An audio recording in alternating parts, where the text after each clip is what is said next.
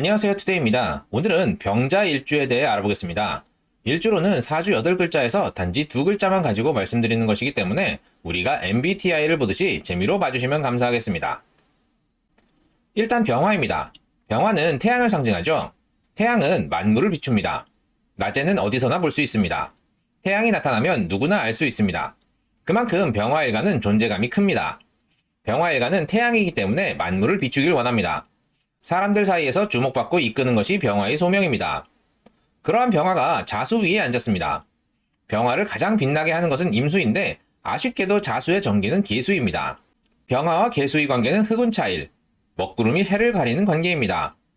나의 빛을 가리는 게 관이죠. 남녀 공이 직장이나 하는 일에 대한 불만이 많습니다. 내가 가고 싶은 직장, 부서에 가는 것이 아니고 상황에 밀려 어쩔 수 없이 가게 된 경우가 많습니다. 그래서 다니는 직장이나 상사에 불만을 가지게 됩니다. 병자일주가 그러한 생각을 가지게 되니 모시는 상사 또한 병자일주를 잘 대해주지 않겠죠.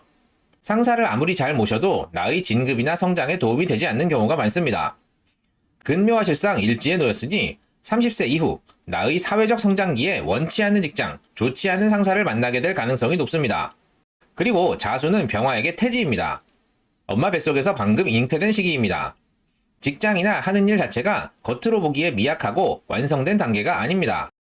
막 잉태된 태아는 조그만 충격에도 유산될 수 있으니 병자일주는 이직이 잦습니다.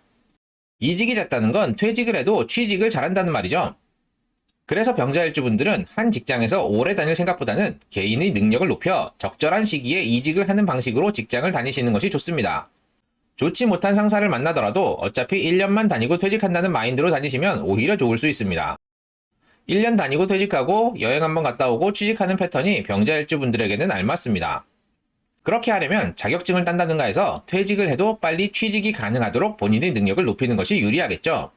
물론 천간에 임수가 뜬다면 강휘 상형을 짜면서 한 직장에 오래 다니며 성공할 가능성이 생깁니다만 그래도 내가 열심히 모신 상사는 나에게 도움이 되지 않습니다. 오히려 나를 진급시켜주는 사람은 다른 상사 또는 다른 직장의 상사가 됩니다. 그리고 남자의 경우 배우자궁에 자수, 태지이자 관성이 들었습니다. 배우자가 관이니 배우자 역할 자체는 잘합니다. 부모님에게 잘하고 자식들을 잘 건사하며 남편에게도 대접하려 합니다. 다만 자수가 태지이고 흑운차일, 배우자가 나의 빛을 가리니 부부관계가 굉장히 좋거나 굉장히 안 좋을 수 있습니다. 성적 취향이 잘 맞는 경우 부부 사이가 너무 좋아서 사회적 발전을 등한시하고 가정에만 몰두할 수 있습니다. 반대의 경우 배우자를 등한시하고 사회적 발전에만 몰두하게 됩니다. 관을 자식으로 보면 자식이 나의 빛을 가리니 내가 직장을 선택하는 이유에서 자식이 큰 비중을 차지합니다. 자식의 공부나 유학 때문에 돈이 필요하다면 나의 발전보다는 돈 많이 주는 일이나 직장을 선택하게 됩니다. 여자의 경우 배우자궁에 관이 들었습니다. 배우자 자리에 배우자가 있는 것이니 남편으로서의 역할을 하는 남자를 만나게 됩니다. 친정 부모님에게 잘하고 자식들 건사도 잘합니다. 다만 흑운차일, 나의 빛을 가리죠. 내가 사회적으로 아무리 빛나도 나의 정체성이 남편에 의해 가려집니다. 내가 직장에서는 과장인데 남편은 아직 주임이나 대리입니다. 부부 동반 모임에 가면 나는 대리 마누라가 되어 남들 노는데 뒤치다꺼리를 하게 됩니다. 남편이 나보다 직급이 높아도 비슷한 상황이 발생합니다. 예를 들어 군대를 가면 전방에서는 대위 정도면 굉장히 높은 계급인데요. 수도 방위사령부 같은 곳에 가면 상대적으로 낮은 계급이 됩니다. 병자일주 여성은 나보다 높은 직급의 남자와 결혼해도 상대적인 차이로 인해 결국에는 남편 때문에 뒤치다꺼리를 하는 상황이 발생합니다. 그래서 병자일주 여성분들은 결혼을 늦게 하시는 편이 좋습니다. 그리고 연하를 만나시는 게 마음이 편합니다. 남편보다 나이가 많으면 부부동반 모임에 가도 그렇게 꿀리지 않고 나의 본래 사회적 직급대로 대우를 받을 수 있습니다.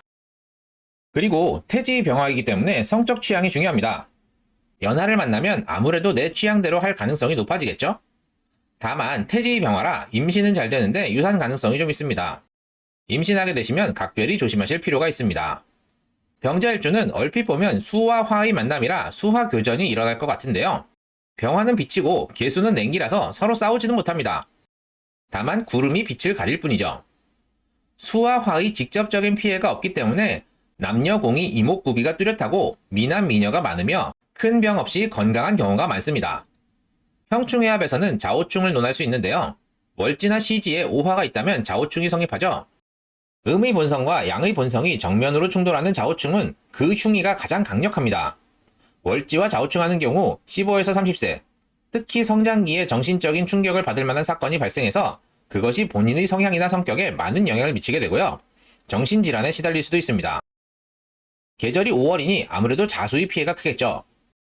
비겁과 관의 충돌이니 성장기에 관의 보호를 받지 못하는 상황, 그러니까 왕따를 당하는 경험이 생길 수 있고요. 이것이 정신적으로 많은 영향을 주게 됩니다. 비겁이 충을 맞으니 형제나 본인에게 건강상의 문제가 발생할 수 있고요. 부모님의 이혼이나 사별, 그리고 본인의 이혼수를 논할 수 있습니다. 시지와 좌우충하는 경우는 30에서 45세, 이미 자아가 형성된 후에 발생하는 충이기 때문에 좀 낮긴 하지만 건강상의 문제가 발생할 수 있고요. 관을충하니 자식에게 문제가 발생할 확률이 높습니다.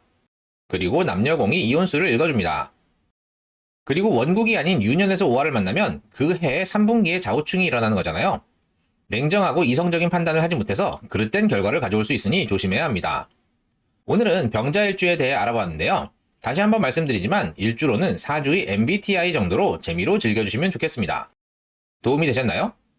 도움이 되셨다면 구독과 좋아요, 알림 설정 꼭 부탁드립니다. 그럼 이만 마치도록 하겠습니다. 감사합니다.